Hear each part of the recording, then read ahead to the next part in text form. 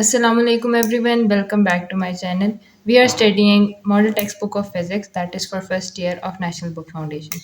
And recently we are studying chapter number 4 that is related to rotational and circular motion.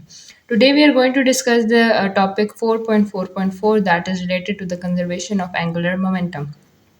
इससे पहले जितने भी topic है उसके अंदर हमने पढ़ा था कि हम एंगुलर मोमेंटम कैसे फाइंड करते हैं और एंगुलर मोमेंटम एक्चुअली होता क्या है। पिछले एक्सरसाइजेज में पिछले चैप्टर्स में we have studies the conservation of energy, conservation of momentum. Now we are going to discuss the conservation of angular momentum which says in the absence of any external torque the angular momentum of the systems remains same। इसका क्या मतलब है कि अगर बाहर से कोई भी एक्सटर्नल फोर्स एक्सटर्नल टॉर्क नहीं लग रही तो हमारा जो एंगुलर मोमेंटम है दैट वुड रिमेन सेम, यानी initially and finally it would remain same. Which states ये जो हमारे पास होता है delta L by delta T that is equal to zero, यानी change in momentum is zero, there is no change. Momentum is L by T, so there is no change. ठीक है, अगर चेंज नहीं आएगा it means the momentum is conserved. Therefore delta L is equal to zero, यहाँ से T यहाँ पे जाएगा तो वो जीरो हो जाएगा and delta L is equal to zero. What is delta L? Delta L is the initial minus final. जो हमारे पास इनर्शिया होगा वो सॉरी जो मोमेंटम होगा दैट शुड इनिशियल और फाइनल अगर दोनों को हम सब्ट्रैक्ट करें तो the resultant is zero which is the conservation of angular momentum. ठीक है, इसका क्या मतलब है कि जो फाइनल मोमेंटम और इनिशियल मोमेंटम है they both are equal, they are conserved, initial and final both. और हम नीचे इसके लिख सकते हैं इन linear inertia into omega initially and finally they both are equal. So this equation implies that the final angular momentum should be equal to the angular तो हमें यही बात एंगुलर कंजर्वेशन की बात है कि इनिशियली और फाइनली दोनों जो एंगुलर मोमेंटम है दे मस्ट बी इक्वल, यानी the final angular momentum should be equal to the initial angular momentum which is proved through this equation that is 4.2.1। This property conservation of angular momentum is mostly used in our daily life. बहुत it has many application in our daily life. यहाँ पे जो है हम लोग 2 से 3 examples को discuss करेंगे कहाँ कंजर्वेशन ऑफ एंगुलर मोमेंटम हमें यूज़ में आ रहा होता है। So the first is the spinning of ice skater. ये पिक्चर में नज़र आ रहा है आइस स्केटर जो कि आइस के ऊपर स्केट कर रहे होते हैं, उनके लिए कंजर्वेशन ऑफ मोमेंटम कैसे रोल प्ले करती है ड्यूरिंग देयर मूवमेंट। तो this is the spinning ice skater is an interesting example of the conservation of angular momentum. जैसे मैंने बता दिया the skated arms are extended, the rotational inertia is relatively large and the angular velocity is relatively small।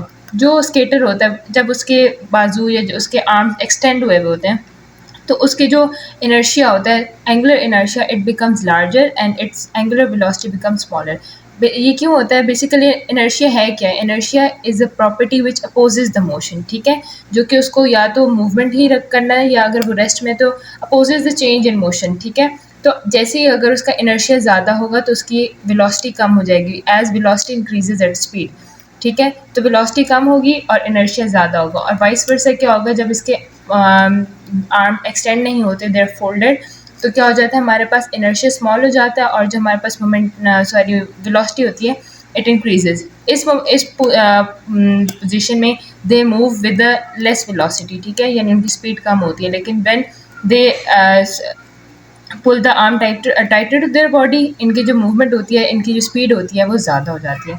यहाँ पे हम लोग पढ़ लेते हैं often at the end of the spin, जैसे ही वो स्पिन एंड कर रहे होते हैं the skater pulls her arm tight to the body resulting in much faster spin. जैसे ही एंड होने लगता है तो they pull their arms tighter to their body and they move with the larger speed, यानी वो लोग ज़्यादा स्पिन करते हैं। क्यों स्पिन करते हैं? Because they get the larger angular velocity because as much of smaller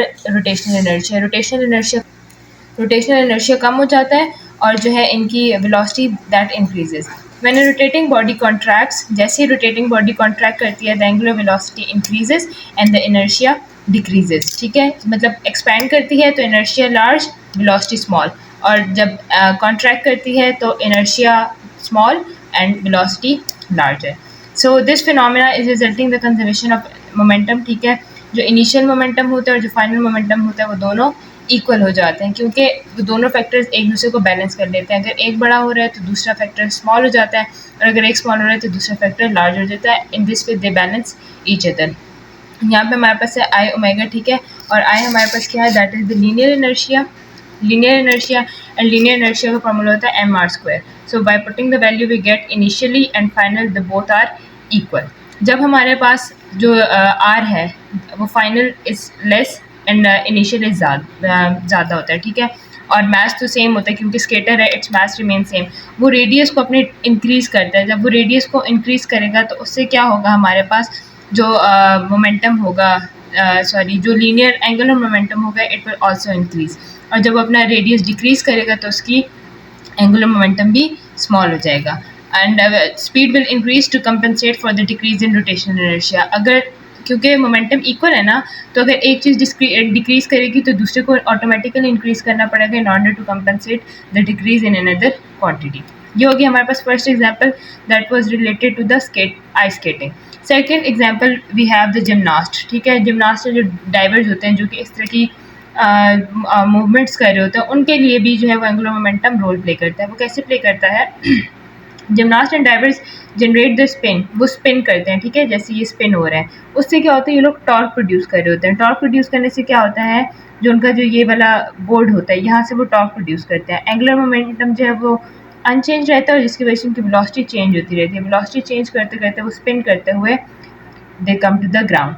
The user somersault and twist result in making variation in their rotational inertia. वो अपने rotational inertia को change करते हैं, जिसकी वजह से वो ये somersaults और अपनी variations ला रहे होते हैं अपनी क्या कहते हैं उसको, positions में. A diver rotates about his center of mass as he falls. His rotational momentum is constant throughout the dive. उसका जो rotational momentum होता है वो क्या रहता है, it remains constant, लेकिन उसका rotational inertia change होता रहता है. Momentum remains same but inertia change होता रहता है. But his angular velocity changes as ही changes his momentum of inertia, changing his radius. Radius change होगा तो जैसे हमने यहाँ पे पढ़ा था, रेडियस चेंज होगा तो हमारे पास angular momentum change, angular inertia और एंगुलर मोमेंटम चेंज होता रहेगा. Next example we have is a gyroscope. Gyroscope क्या होता है? Gyroscope is a device that utilizes the principle of angular momentum to maintain its orientation relative to the earth axis.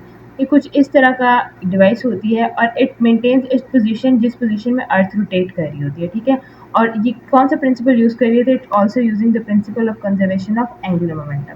Gyroscope usually consist of a wheel, ठीक है, ये wheel type होता है, mounted on a Excel. ये एक Excel होता है जिसके ऊपर ये इजीली रोटेट कर सक रहा होता है, सिक्योर्ड अ मेटल फ्रेम, और मेटल फ्रेम से इसको सिक्योर किया गया होता है ताकि it does not change its position that easily. When the wheel is made to spin, the gyroscope can be mounted on a flat surface. However, as the wheel stops spinning, the gyroscope falls. जो नीचे उसका wheel होता है वो spin करते रहते हैं, तो गायरोस्कोप अपनी पोजीशन एक्सटेंड कर रखता है according to the position of earth. लेकिन जैसे ही वो बॉल स्पिन करना रुक जाता है, the gyroscope falls. If the gyroscope is tilted, it keeps levitating without falling. अगर उसको हम क्या कहते हैं, उसको टिल्ट करके रखते हैं तो it moves, it remain moving without fall.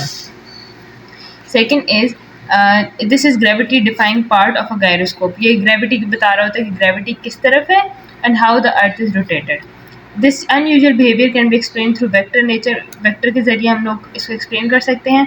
The change in direction, जो जब इसकी डायरेक्शन चेंज हो रही है वो कैसे चेंज हो रही है? ऑफकोर्स टॉर्क प्रोड्यूस होगा, और टॉर्क प्रोड्यूस करने के लिए क्या होता है, हमारे पास एंगुलर मोमेंटम यूज होता है. इसी के साथ जो हमारे ये टॉपिक है कंजर्वेशन ऑफ एंगुलर मोमेंटम, ये कंप्लीट हो गया.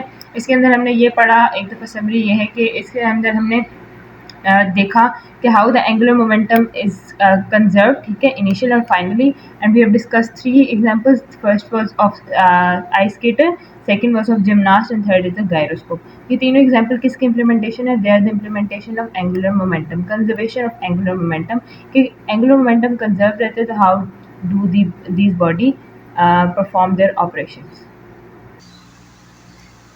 So next we have to discuss the example 4.3 that would be related to the previous topics that we have discussed, that is the conservation of angular momentum. So which it states that what is the angular momentum. हमें angular momentum find करना है, जबकि mass हमारे पास क्या है 3.6 kg and it is of uniform cylinder. ये हमने याद रखना है कि cylindrical वो है, क्या कहते हैं उसको, सिलेंडर है. इसका क्या मतलब है कि हमें जो पीछे हमने formulas पढ़े थे, we'll be applying that. And radius is 31 centimeter with rotating at 1150 rpm. This is the initial angular velocity, and how much torque does it produce? We have to find two things. First one is the angular momentum, and second is the how much torque, and the time we are given is 7.8 seconds. तो हमारे पास सबसे पहले given क्या है, mass, radius, angular velocity and torque, sorry, time duration, and we have to find the angular momentum and torque. So let's get started with this example. So we are given with the mass, radius, in angular velocity and delta t. ठीक है, तो हमने find करना है angular momentum. सबसे पहले angular momentum का हमें फॉर्मूला पता है, दैट इज आई ओमेगा, और यहाँ पे हम लोग जो यूज़ कर रहे हैं दैट इज़ अ डिस्क। ठीक है, एक सिलेंड्रिकल डिस्क है। सिलेंड्रिकल डिस्क के लिए जो हमारे पास इनर्शिया का फॉर्मूला है जो कि पीछे गिवन है, ठीक है, पीछे जो हमारे पास एक पूरा टेबल था उसके अंदर है 1/2 mr²। ठीक है, तो इसकी वैल्यू जब हम इधर पुट कर लेंगे this will become 1/2 mr² omega, और ये सारी वैल्यूज़ हमें पता है, will be simply putting it's values which is 1/2, mass is 3.6, और जो आर था दैट वाज 0.31 मीटर्स था, उसका whole square and into 120.4 radians per second. अब रेडियंस पर सेकेंड यहाँ पे एक दफ़ा देख लें कि हमारे पास गिवन था 1150 रोटेशंस पर मिनट, तो हमने इसको कन्वर्ट करने के लिए पर मिनट था डिवाइड बाई 60 एंड रोटेशंस में like one rotation and what radians it produce that is of 2 pi, तो इनको मल्टीप्लाई करके we gets radians per second. ठीक है, तो फिर हमारे पास जो एंगुलर मोमेंटम आएगा that would also be in the same units. तो ये हमारे पास सॉल्व करने के बाद 2.83 जाउल्स सेकेंड आ जाएगा। This is the first part that we have to find the angular momentum. Second जो हमारे पास था that we have to find the torque. ठीक है, तो कंजर्वेशन ऑफ मोमेंटम जो पीछे हमने उसका टॉर्क से रिलेशनशिप देखा था उससे हमें निकाला था, that was del L is equal to T delta T. ठीक है, तो यहाँ पे हमने टॉर्क की वैल्यू फाइंड करनी है, तो हम इसको लिख सकते हैं del L by del T, और डेल एल क्या होगा, final minus initial divided by delta T. तो हमारे पास जो है वो फाइनल जब क्योंकि स्टॉप हो जाएगा final would be zero, and जो इनिशियल हमने फाइंड किया angular momentum that was 20.83 divided by time is 7.8 seconds. तो जो हमारे पास रिजल्टेंट टॉर्क की वैल्यू आ जाएगी that was 2.67 kg meter square per second square. This is the value of torque. Next we have assignment 4.3 which states that earth rotates about its own axis। ठीक है, अर्थ की बात हो रही है, which is angular, हमने क्या फाइंड करना, उसका एंगुलर मोमेंटम कितना होगा if its angular speed about axis is 7.29 into 10 raised to power negative 5 radians per second। हमें एंगुलर वेलोसिटी गिवन है, ठीक है, हमने फाइंड करना है एंगुलर मोमेंटम उसका। So let's get started.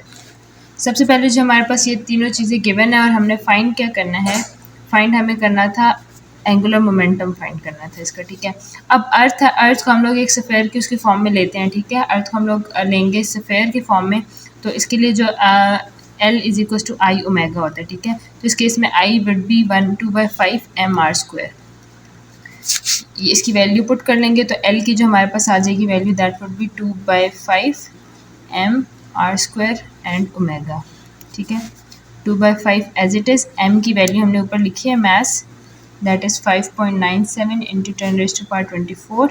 Radius of earth भी हमें पता है that is 6.3 into 10 raise to power 6, और ओमेगा की वैल्यू भी हमें गिवन है that is 7.29 into 10 raise to power -5। जब हम इस सब को सॉल्व करेंगे, जब हम इसको सॉल्व करेंगे तो will get the approximate value of 7.66 into 10 raise to power 33 kg meter square per second. This is the value of angular momentum. So that's it for today's video. आज जो है हमने conservation of angular momentum and its example and exercise discuss की है. So if you like the video, like, share and subscribe, and see you in the next lecture.